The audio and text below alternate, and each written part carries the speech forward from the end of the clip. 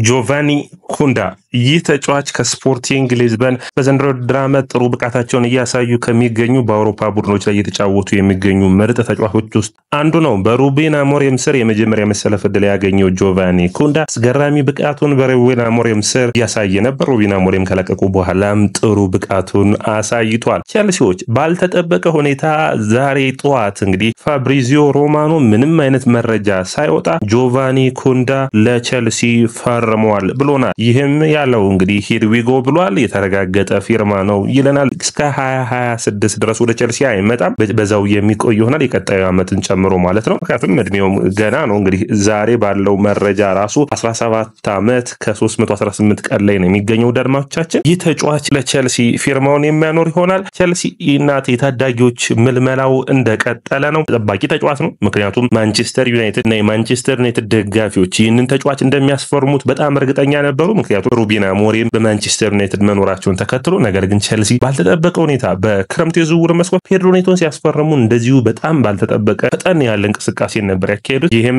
እንግዲህ እንደዛ የሚቆጠር ነው። በጣም ጥሩ ፐርፎርማንስ ያለው ተጫዋች ነው። ስለ ተጫዋቹ አንዳንድ ሁኔታዎችን ነግራችኋለን። በዘንድሮ ውድድር ዓመት በቻምፒዮንስ ሊጉ ስፖርቲንግ ሊዝበን ያያችሁ ካላችሁ ይህንን ተጫዋች በነዛ ጨዋታዎች ውስጥ አይታችሁት ይሆናል። የአካል ብቃቱ 17 ዓመት ልጅ አይመስልም። እኔ በጣም ነው የሚገርመኝ። ፊዚካሊ በጣም ጠንካራ ነው። ለፕሪሚየር ሊጉ ያህል ሊጠቅመው ይችላል። ጥሩ ሩጫዎች አሉት፣ ጥሩ ድሪብሎች አሉት። መስመሮች መካከል ጥሩ ተጫዋች ነው። እንግዲህ በሩቤን አሞሪም ማጫወት ውስጥ የመስመሩ ተጫዋች ሆኖ እንደ ዊንግ ባክ ሆኖ ያገለግላል። ኤንዞ ማሬስካ ቸልሲ ውስጥ በየትኛው መስመር ይጫወታል የሚጠበቅ ነው የሚሆነው። ደልማዎቻችን ስለ ጆቫኒ ኩንዳ ምን ታስባላችሁ? ከ10 እስኪ ሬት አድርጉት። ከ1 እስከ 10 ምን አይነትስ ብቃት ነው? ምን አይነት እይታ አላችሁ? ኮሜንት መስጫ ቦክስ ላይ አስቀምጡልኝ። ደልማዎቻችን እንግዲህ ላይክ፣ ሼር፣ ኮሜንት፣ ሰብስክራይብ ማድረጉን አትርሱ። 20 ሺህ ገብተናልና 20 ሺህ የገባ ነው በእናንተ ነው። እናመሰግናለን።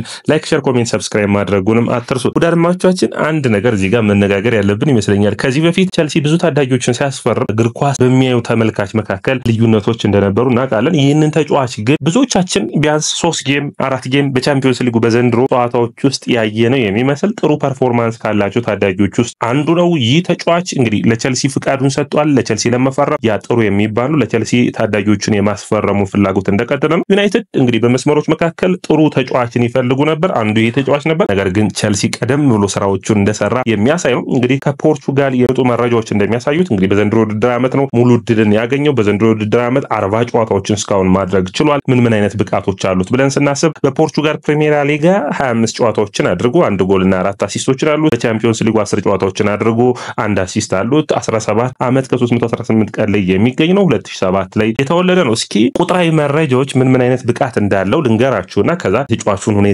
የምናይ ይሆናል። ውደድማቻችን እንግዲህ ይህ ተጫዋች በቁጥራዊ መረጃዎች ስናየው ሹት ክሬቲንግ አክሽን በዘንድሮ ውድድር ዓመት 26 ድሎችን ፈጥሯል። ወይም ለተጫዋቾች ሹት መምታት የሚመቹ ቦታዎች ላይ አቃብሎ በማቃበል ማለት ነው። ጎል ክሬቲንግ አክሽን ደግሞ የጎል ድል የሚፈጥሩ ድሎችን ደግሞ 2 ፈጥሯል። ምን ጥንካሬ ያለው ብለን ስናይ እንግዲህ 4 ነገሮች ላይ በጣም ጠንካራ ሆኖ በአውሮፓ መድረክ ላይ ካሉ ተጫዋቾች የተሻሉ ሆኖ ይታያል። አንደኛ ኳሱን ፕሮግረስ ማድረግ በመስመር ተጫዋቹነት ወደፊት ኳሱን ይዞ በመሮጥ 89% ላይ ይቀመጣል። እንግዲህ በአውሮፓ ካሉ 10% ላይ የሚቀመጡ ተጫዋቾች ውስጥ አንዱ ነው። በ90 ደቂቃዎች ውስጥ 3 ኳሶችን ወደፊት ፕሮግረስ የሚያደርግ ነው። የተሳካ ድሪብል ቴኮን ማድረግ ይህ ማለት ነው ተጫዋቾችን አልፎ በመሄድ ነው። በጣም ጥሩ የሚባል ነው። 94 ኦልሞስት 6% ላይ የሚቀመጥ ነው። ይህ ለቸልሲ ከኖኒ ማዱዌኬ በኋላ ድሪብል በማድረግ ሌላኛውን ተጫዋች ያገኙ ይመስለኛል። ኔቶ ድሪብሉ የተሳካ ሆኖ ተጫዋቾችን የሚያልፍበት ሂደት አይደለም፣ ስፔሶችን በመፈለግ ሩጫዎች ላይ የሚያተኩር ነው። ስለዚህ የኖኒ ማዱዌኬን ሌላኛውን ተጫዋች ያገኙ ይመስለኛል። 94% ላይ ይቀመጣል። በየጨዋታዎቹ 2 ድሪብል ያደርጋል። የተቃራኒ ሳጥን ቦክስ ውስጥ ኳስ በመንካት 91%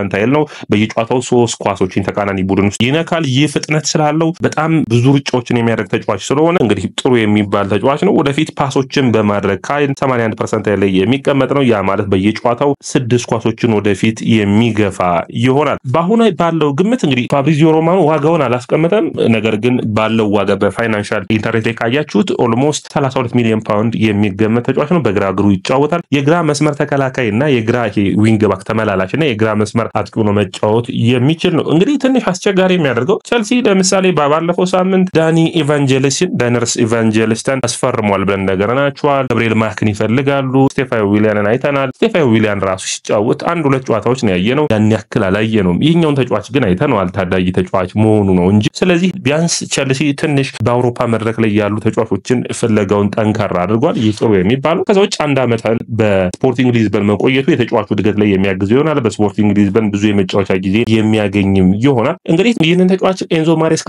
ሲያመጡት እንግዲህ በስፖርቲንግ ሊዝበን በ3-4-3 የሚጫወት ቡድን ውስጥ በጣም ጥሩ ፐርፎርማንስ በነበረበት ወቅት ካያችሁ ዊንግ ባክ ነው የነበረው። ስለዚህ ወደዛ ጨዋታ ሊሄዱ ነው ወይስ የግራ መስመር ተከላካይ በግራ እግሩ ስለሚጫወት የግራ መስመር ተከላካይ ያደረጉት ወይስ ኤንዞ ማሬስካ ሁሌም እንደሚወዱት በኢንቨርትድ ዊንገርነት ሊጠቀሙበት ነው? እንግዲህ ቸልሲ አሁን ባለው ዝም ብላችሁ ቀኝ መስመር የማጥቃት አማራጭ ቸልሲ ስቴፋዮ ዊሊያን ከብራዚል ይመጣል። ኖኒ ማዱዌኬ በዚህ መስመር መጫወት ይችላል። ኔቶ፣ ታይሪክ ጆርጅ፣ ፓልመር እነዚህ ሁሉ ተጫዋቾች ይኖራሉ። ቸልሲ በዝውውር መስኮቱ ላይ የቸልሲ ምልመላ ክፍል ችግሩ ምንድነው? በሁሉ ቦታዎች ላይ አመጣጥኖ ያለመመልመል ሁኔታዎች ይታያል። ምክንያቱም ቸልሲ ለምሳሌ ተከላካዩ መስመሩ ላይ ምልመላ ይታያል፣ ግን የግራ መስመር ተከላካይ ቦታዎችን አመጣጥኖ ያለመፈለግ ይታያል። ለምሳሌ በቀኝ መስመር ላይ ይህን ያክል ተጫዋቾችን አመጣው በግራ መስመር ላይ ካያችሁ ግን ሳንቾ ብቻ ነው ያሉት። ታይሪክ ጆርጅን በዛ ቦታ መጫወት ይችላል። ክርስቶፈር ንኩኩም ይጫወታል። ሪል ግን ሙድሪክን የሚተካ ተጫዋችን ምልመላ ላይ በቀጣዮቹ ዝውውር መስኮቶች የሚጠበቁ ይሆናል። ኒኮ ዊሊያምስ አንዱ ተጠባቂ ነው የሚሆነው በዛ ቸልሲዎች ከሚመለምሉት። እንግዲህ የቸልሲ ቡድን በሚቀጥሉ 3 ዓመታቶች ውስጥ በዛ መስመር ላይ ብዙ ተጫዋቾች እንደሚፎካከሩና ቸልሲም የተሻለ ካገኘ ከነዚህ ተጫዋቾች ወደ ዝውውር የሚለቃቸው ይመስለኛል። የተሻለ ገቢም ለማግኘትን የሚያስብ ይመስለኛል። ኢንቨስት እያደረገ እንዳለ ቡድን ይታሰባል። ያው አሜሪካን ባለሀብቶች መሆናቸውን ተከትሎ ያንን መረሳት የለባችሁም ወዳድማቻችን። እንግዲህ ማዱዌኬ መፎካከር የሚችል ነው። ከማዱዌኬ ጋር እሱን የሚያግዘው ይመስለኛል በሙሉ ውድድር ዓመቱ በሚጎዳበት ጊዜ። ከዛ ውጭ ኔቶም በዚህ ቦታ ላይ መሰለፍ የሚችል ነው። ስለዚህ 3 ተጫዋቾች ይፎካከራሉ። ስቴፋዮ ዊሊያን በ10 ቁጥር መጫወት ይችላል። በዚህም ቦታ መጫወት ይችላል። ሚካኤሎ ሙድሪክ ነው ሌላኛው። እንግዲህ ሚካኤሎ ሙድሪክ ሁኔታዎች ውሳኔዎች የሚጠበቁ ይሆናል። ቸልሲ ተጫዋች የሚቀጣ ከሆነ በክረምቱ ዝውውር መስኮት በሱ መስመር ላይ የሚጫወት ተጫዋች የማስፈረም ፍላጎት እንዳለው የሚጠበቅ ነው የሚሆነው። በፖርቹጋል ታዳጊዎች እየፈለቁ ይገኛሉ። በጣም የሚገርም አይነት ነው። ምክንያቱም ጃኦ ኔቬስን በፒኤስጂ ቤት አይታችሁት ከሆነ ፖርቹጋላዊ ነው። በጣም ፖርቹጋል ባለፉት አመታቶች ውስጥ በጣም ጥሩ ቤኔፊካ፣ ፖርቶና ስፖርቲንግ ሊዝበን ጥሩ ተጫዋቾችን እያመጡ እንዳለ ይታያል። እንግዲህ ይህ የሚቀጥል ይሆናል። ቸልሲ በክረምቱ ዝውውር መስኮት አስፈርሟቸው የቡድኑ አካል ሳያደርጋቸው አሁንም በውሰት የሚገኙ ተጫዋቾች አሉ። ምን ያክል የተሳካ ፐርፎርም ያደርጋሉ የሚጠበቅ ቢሆንም እንግዲህ 3ቱን ተጫዋቾች አይታችኋል።